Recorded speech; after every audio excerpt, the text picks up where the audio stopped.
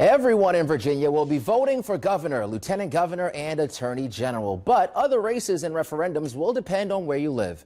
Jasmine Turner is on your side with how to find out what will be on your ballot. The Board of Elections website can walk you through voting in person. Just click on the Casting a Ballot tab and you'll get the answers to 3 important questions: when, where, and how to vote. You can find your polling place by typing in your address. How to vote includes information on the more than a dozen acceptable forms of ID. Virginia law requires all voters to provide either an acceptable form of ID or sign an ID confirmation statement at the polls. And if you want to see who is on the ballot, you can click on a list of candidates for governor, lieutenant governor, and House of Delegates. Remember, on November 2nd, polling places are open from 6 a.m. to 7 p.m. And if you are in line at 7 p.m., you will still be able to cast a ballot. On your side, Jasmine Turner, NBC 12. All right, thanks for walking us through that, Jasmine. Now, it's not just the race for governor getting all the attention. All 100 seats in the House of Delegates will be decided on November 2nd as well. Let's bring back our Director of Investigations, Rachel DePompa now. And Rachel, you've been doing a lot of research behind the scenes here because out of that 100, you're keeping a close eye on a couple of them.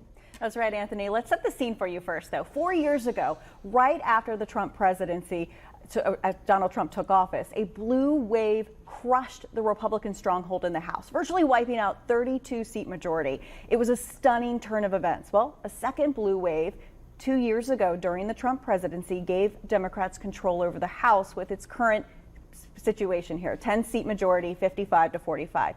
Now, most of these contested races are in the suburbs. There are several around the state that I'm going to zero in on, the ones to watch locally. Let's start with Chesterfield and Colonial Heights, District 66 on your screen. This is former House Speaker Republican Kirk Cox's seat, which he held for 30 years. It is also a district that was redrawn by the courts in 2019 because of a racial gerrymander. So you have Republican Mike Cherry facing off with Democrat Katie Sponsler. He's a local pastor, a private school principal. She's a former National Park Ranger, and both served in the U.S. Air Force, Anthony. Yeah, we're going to see how that one plays out, but I hear District 68 also another one to watch. It is. This one's in the Museum District, the West End, and a good chunk of Midlothian and Chesterfield. You have Democratic delegate Don Adams versus Republican Mark Earley Jr. And if that name sounds familiar to you, it's because he's the son of former Virginia Attorney General Mark Earley.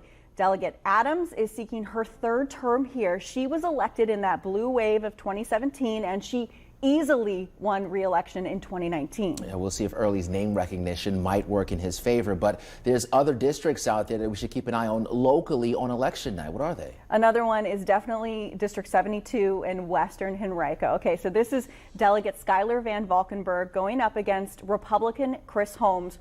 Holmes works for a health savings account company. Van Valkenburg is seeking his 3rd term. The government high school teacher was also swept in during the blue wave of 2017, and he won again in 2019 with 53% of the vote. And we got one more we want to touch on here. Yeah, we're going to stay in Henrico, and this is a district that stretches from the Tuckahoe area to North Parham Road toward Glen Allen. It is District 73, and this is an interesting one to watch, Anthony. You have a rematch going on. You have Democrat delegate Rodney Willett going head-to-head with Republican Mary Margaret Castleberg, and Willett defeated Castleberg 2 years ago, taking 52% of the vote. This was a seat that was held by a Republican, John O'Bannon, for 17 years. O'Bannon got swept out in the wave of 2017 by Deborah Rodman. She then abandoned the seat 2 years later to run for state senate, and she lost. So Willett is now seeking a 2nd term here. All right. Again, House of Delegates, all 100 seats up for grabs. Thank you so much, Rachel, for that. A lot to watch here. Coming up right here on this special of Decision Virginia, we are taking a look at the other statewide races appearing on everyone's ballot, the race for lieutenant governor, and it will make history no matter who wins, as a woman will hold that office for the very first time. And we'll hear from both men in the race for attorney general, Republican Jason Miyares hoping to unseat Democrat Mark Herring, who has held the office now since 2014.